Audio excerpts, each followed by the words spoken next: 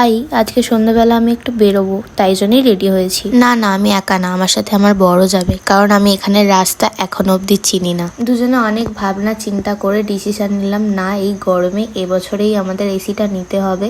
আগের বছরটা যা হোক ভাবে কাটিয়ে দিয়েছি, কিন্তু এবছর আর তো তাই জন্যই অনেক ভাবনা চিন্তা করে দুজন মিলে একটু এসি দেখতেই গেছিলাম। এমনিও আমাদের ঠিক করাই ছিল আমরা কি এসি নেব না নেব, তাও একবার দেখে নিলাম। বাইরে বেরোলে বাইরের খাবার খাবো না সেটা তো হয় না, গরম পড়ুক ঠান্ডা পড়ুক মোমো আমার চাই। তারপর আমাদের কিছু টুকিটাকি কেনাকাটা করার ছিল, ওর একটা ব্যাটের গ্রিপ কেনার ছিল, তো সেসব নিয়ে আমরা আমাদের কিছু বাজারও করার ছিল। দুজনে খাই, দুজনের জন্য অল্প অল্প জিনিসপত্র লাগে। কিছু সবজি নিয়ে তারপরে ডিম নিয়ে আমরা চলে গেছিলাম একটু মাছের দোকান, নিজেদের খাবার কেনার পরে মাছের খাবার কিনতে।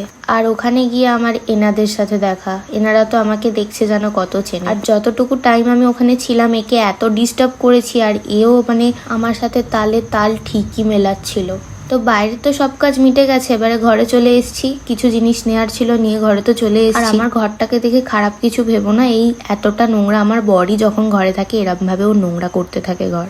মানে আমি পরিষ্কার করে মরি আর আমার বর নোংরা করে। তারপর ও আমাকে বললো তোকে আজকে কিছু বানাতে হবে না, আমি তোকে ম্যাগি বানিয়ে খাওয়াবো। তো এই যে স্যার এখানে ম্যাগি বানাচ্ছিল, ম্যাগি তো এখানে রেডি, আমরাও খেয়ে নিই। তো চলো টাটা।